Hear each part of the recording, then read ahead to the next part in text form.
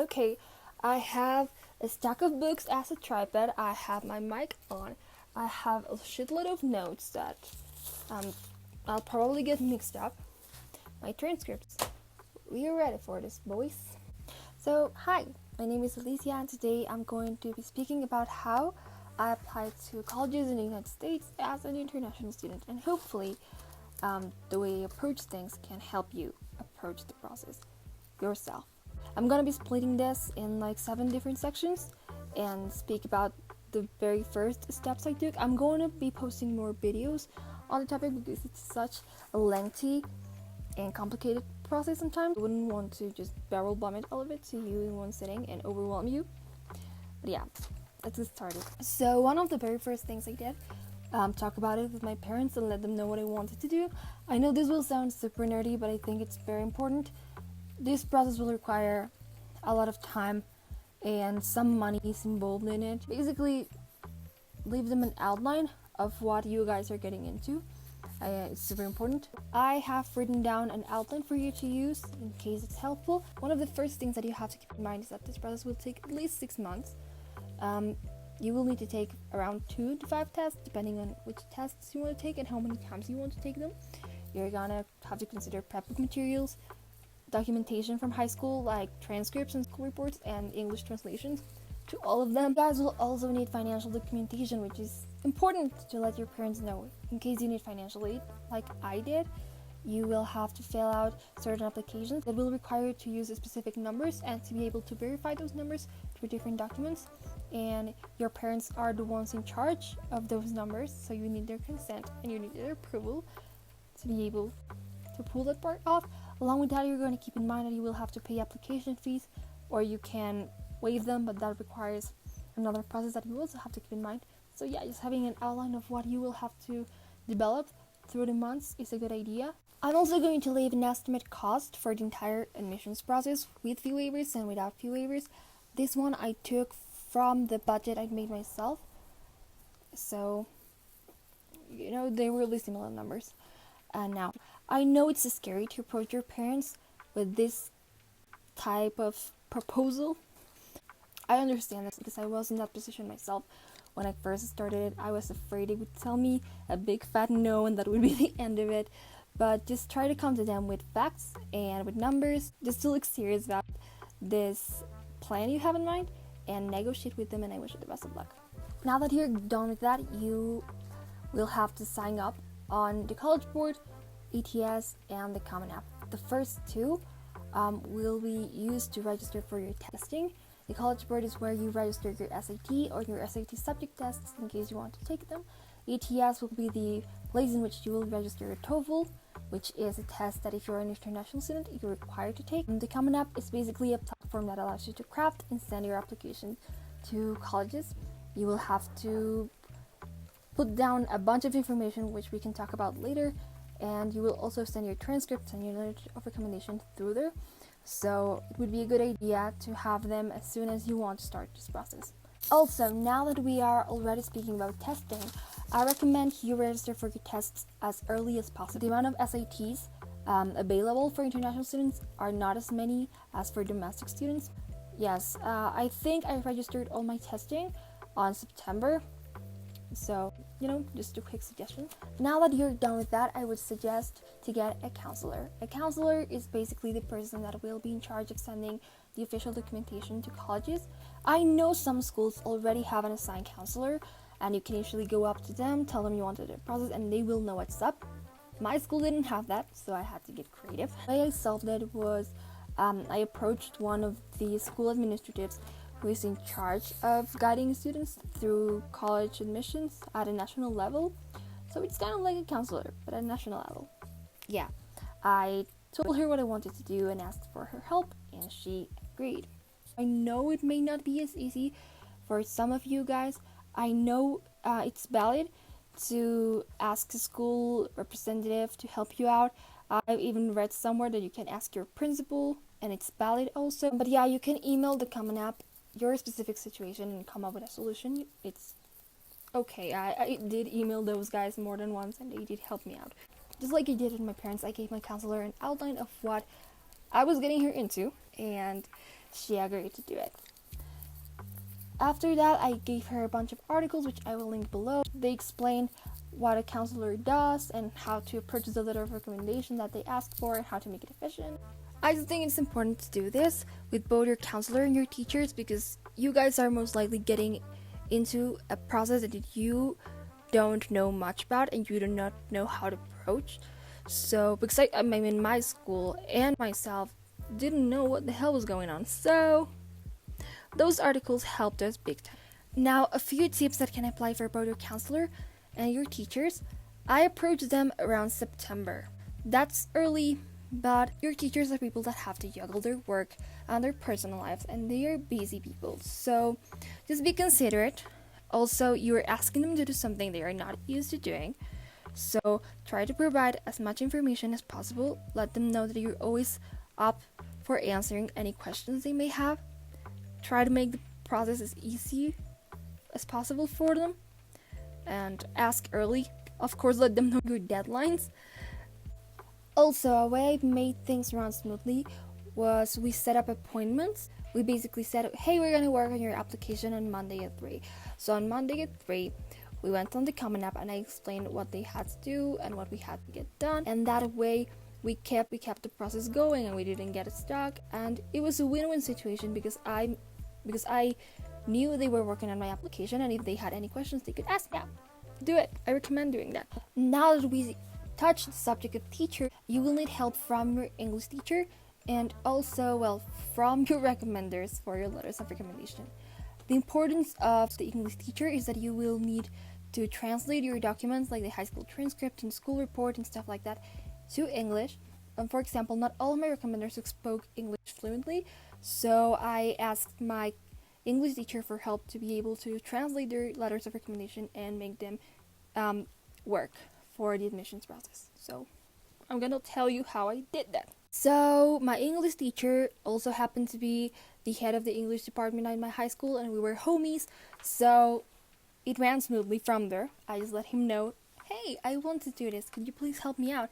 And he said yes. So the first thing we did was we got my transcript translated.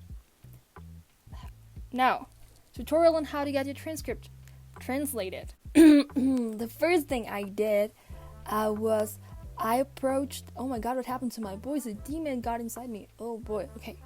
I went up to the documentation office at my high school. These people are basically the ones in charge of printing my grades and all that fun stuff. And I told them what I wanted to do. Of course, I went up to my principal and I asked for his consent, and he gave me the green light, and he let me know that it was okay, because you also need official transcripts, and I'm gonna tell you how to get an official transcript too. Let's go. So we went to the documentation office. We issued a transcript in my original language, which is Spanish. Then we ran back to my English department, and I gave that transcript to my teacher. My English teacher grabbed the transcript, used it as a guideline. By the way, you don't have to convert your grading scale to 4.0, that's not necessary. We graded from 0 to 10, and we just left it like that, and it was completely fine.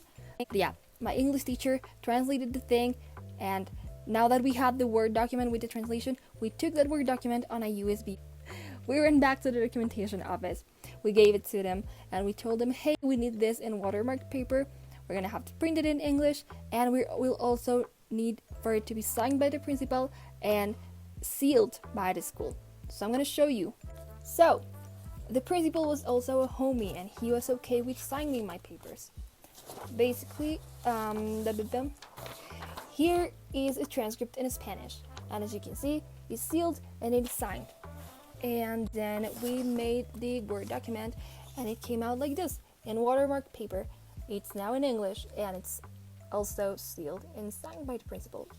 And now with those documents, all we did was just scan them, and we put them on a USB, and we gave them to my counselor so that she could upload them on the Common App. Okay, now that we're done with that, we're going to move on to regular letters of recommendation. Okay, I have two brain cells left, I'm so sorry. As I said before, I approached them at around September, and I gave them an outline of what the process was about. And if they said yes, then I will insert the document I gave them because I went full extra. I felt my Paris color at its finest, but the point of me doing that was just to make the process far easier for them. So yeah, once they said yes, I would give them a letter in which I let them know when my deadlines were, what was the letter for, what was the goal of the letter, and of course I would thank them for their help. Always thank them, please. And along with that, I would give them my resume. Of course, I did ask for my teachers in a strategic way, in which one of them focused on academics, one of them focused on my personal skills, another on extracurriculars, but still I gave them a resume so that they could have a more grounded and physical, form to use as a reference. I don't know, it worked. Okay, I had to leave for a hot second, but I'm back. I hope the angle and the lighting haven't changed as much, but yeah. Along with my resume, I did provide my recommenders with an article.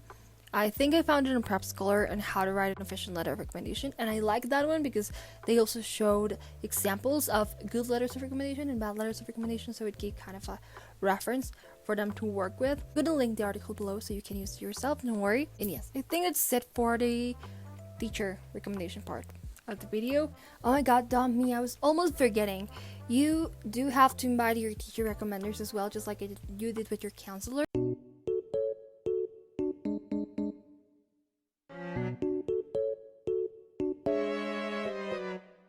Use your Common App. You just have to click on recommenders and then about recommender, and over there you just have to use a email address. Your teacher will receive an invitation link from the Common App that they will have to click on to be able to register fully. So let them know that email will come. Okay, now we are for real over with the recommenders part. Now we're going to talk about the research you need to do in order to build a strategy to approach the college application process. Research about your schools and research about the SAT and how to study for it. So I will make a full video explaining how I researched for schools and the strategies I used, because if I were to explain all of it right now, this video would be too long and I think it would sidetrack a lot.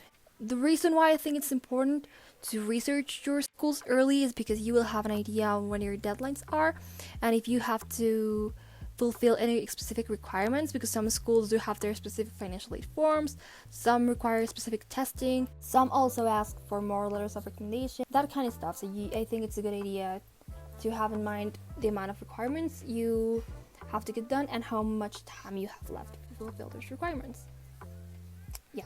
Also know that the college research step will most likely overlap with other steps of the process, just because it's so random, and if you end up finding another school that you think it's more suitable, you could always update your college list. So yeah, more ramble, whatever. Now, let's move to the final step for today. Research about the SAT and how to approach it. So the way I researched for it was I went into the rabbit holes of Quora, of Reddit, and I think it was Prep Scholar. I don't know, like 3 or 4 forums. I purchased the ones with the best reviews, which were the College Panda books, the SAT Blue Book, Khan Academy. I also saw that many people recommended Erica Metzer's book. I didn't purchase it myself, but I honestly regret not doing it. I think it would have worked well. So yeah, those are my recommendations. But in general, there are so many books and so many study strategies available online. You can find them here. You can find them on multiple forums. Just research them and choose the one that talks to you the most, and just tweak it to your characteristics accordingly. And just, I think I started studying for my SAT in August, and I stopped on December. I think that's it for today, really. I'm going to post more videos with more in-depth explanations. This was just the beginning, and I understand if this one was boring, because yes, it's kind of just like the logistics behind the entire process, and yes, it's tedious, but you have to do it to be able to fulfill the rest of the requirements. I hope to come back next week with a video. I was considering speaking about how I personally built my college list and all the strategies I used, and how I researched the schools to end up with something that I thought could work. If you have any suggestions or any questions regarding the process or what I said today, if something didn't come out as clear as I would like to, just leave them on the comments and I will reach back to you. So yeah, thank you for sitting through this full thing, which I understand is tedious and probably up to some extent boring. But yeah, thank you for watching this, and I hope this was helpful. Let me know. And yeah, I'll see you soon. Bye. I wish you a nice day.